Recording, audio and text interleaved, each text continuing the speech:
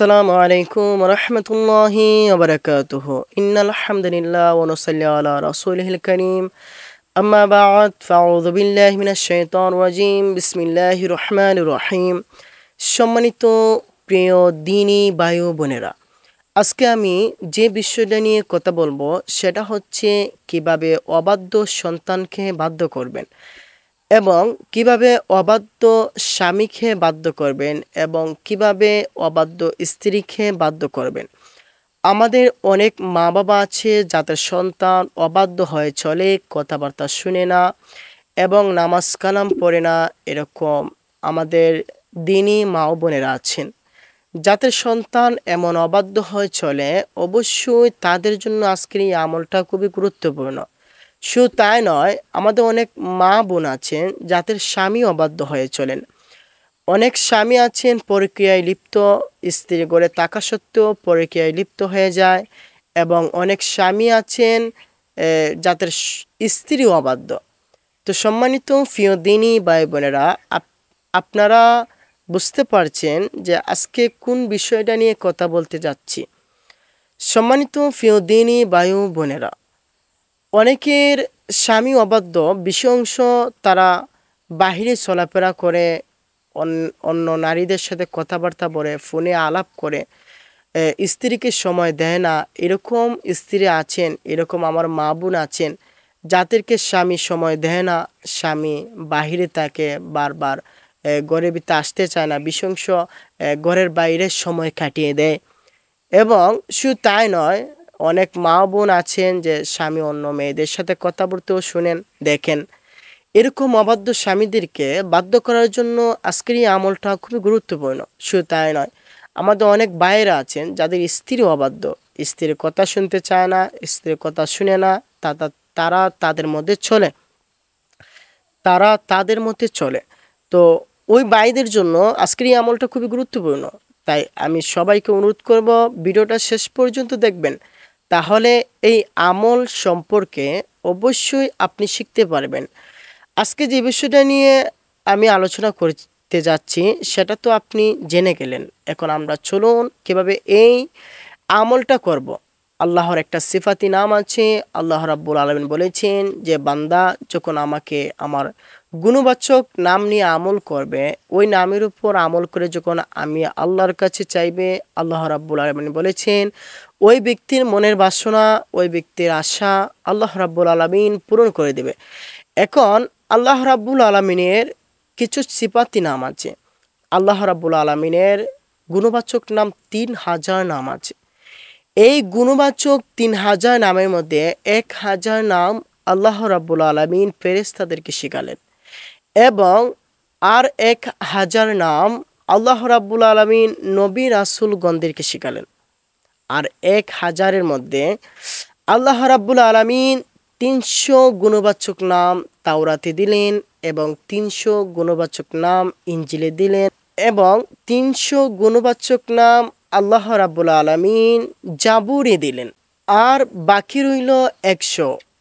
এই ১০০ গুণবাচক নাম আল্লাহ রাব্বুল আলামিন আমার আখিরি জামানার নবী, শেষ জামানার নবী, সাইদুল মুরসালিন, শাফিউল মুজনুবিন, আমাদের নবীর উপর যে কোরআন নাজিল হয়েছে, এই কোরআনের মধ্যে ১০০-র মধ্যে ৯৯ নাম দিলেন, এবং রইল একটা নাম, সেটা হচ্ছে আল্লাহ। আল্লাহর এই আল্লাহ নামটা আল্লাহর কাছেই রেখে দিলেন। আমাদের এই যে কোরআনের মধ্যে ৯৯টা সিফাতি নাম দিয়েছেন, এই নামের মধ্যে আল্লাহ রাব্বুল আলামিনের একটা সিফাতি নাম আছে, সেটা হচ্ছে ইয়া ওয়াদুদু। এই ইয়া ওয়াদুদু নামের উপর যদি আপনি আমল করতে পারেন, তাহলে আপনার অবাধ্য সন্তান, অবাধ্য স্বামী, অবাধ্য স্ত্রীদেরকে, তাদেরকে সকলকে আপনি বাধ্যগত করতে পারবেন। আপনি কিভাবে এই আমলটা করবেন, চলুন আমরা মূল ভিডিওতে চলে যাই। তার আগে একটা কথা বলে নেই, অবশ্যই আমাদের চ্যানেলটা সাবস্ক্রাইব করে রাখবেন এবং বেল আইকনটি বাজিয়ে রাখবেন।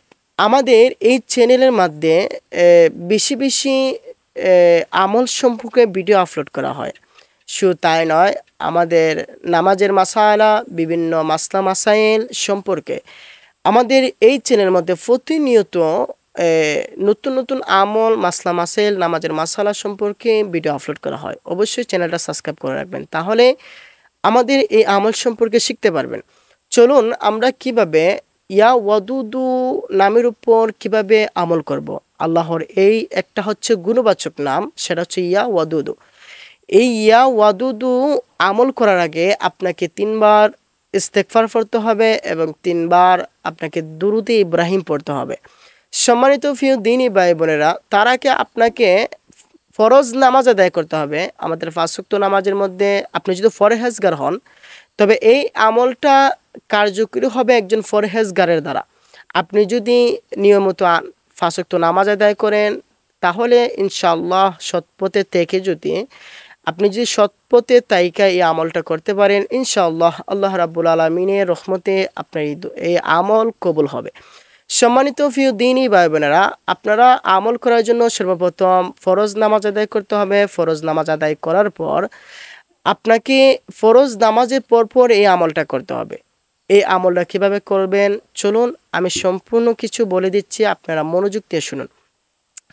আপনাকে ফরজ নামাজ আদায় করার পর আপনি 3বার ইস্তেগফার পাঠ করবেন এবং 3বার নামাজের যে দুরুদে ইব্রাহিম আছে সেই দুরুদে ইব্রাহিম পাঠ করবেন। যদি দুরুদে ইব্রাহিম পাঠ না করতে পারেন, তাহলে সংক্ষিপ্ত যে দুরুদটা আছে সাল্লাল্লাহু আলাইহি ওয়াসাল্লাম, এই দুরুদটা 3বার পাঠ করবেন এবং আস্তাগফিরুল্লাহ আস্তাগফিরুল্লাহ আস্তাগফিরুল্লাহ এই ইস্তেগফারটা 3বার পাঠ করবেন। পাঠ করার পর আপনাকে ইয়া ওয়াদুদু 7বার পাঠ করতে হবে। কিভাবে পাঠ করবেন, আপনি যেই সন্তান অবাধ্য এবং যেই স্বামী অবাধ্য, যে স্ত্রী অবাধ্য, ওই অবাধ্য ব্যক্তিদের কপালে ডান হাত রাখবেন। রাখার পর আপনি দুরূদ শরীফ 3বার পড়বেন এবং ইস্তেগফার 3বার পড়বেন। পড়ার পর ইয়া ওয়াদুদু 7বার পাঠ করবেন। কপালে কিন্তু হাত থাকতে হবে, সরালে হবে না। ইয়া ওয়াদুদু 7বার পাঠ করার পর আপনি আবার পুনরায় দুরুদে ইব্রাহিম 3বার পাঠ করবেন এবং ইস্তেগফার 3বার পাঠ করবেন। পাঠ করার পর আপনি হাত নামিয়ে ফেলবেন। এইভাবে যদি আপনি একাধার 7 দিন পর্যন্ত আমল করতে পারেন, ইনশাআল্লাহ আল্লাহর রহমতে আপনার এই আমল অবশ্যই আল্লাহ রাব্বুল আলামিন কবুল করবেন। অবশ্যই অবাধ্য সন্তানরা, অবশ্যই অবাধ্য স্বামী, অবাধ্য স্ত্রী, তারা বাধ্যগত হবে। তো সম্মানিত প্রিয় দ্বীনী ভাই বোনেরা, যদি আমাদের এই ভিডিওটা আপনাদের কাছে ভালো লাগে, অবশ্যই আপনাদের প্রিয় বন্ধুদের কাছে পাঠিয়ে দেবেন, তারাও যেন আমাদের এই ভিডিও দেখে তারা শিখতে পারে। তো সবাই ভালো থাকবেন, সুস্থ থাকবেন। আসসালামু আলাইকুম ওয়া রাহমাতুল্লাহি ওয়া বারাকাতুহু।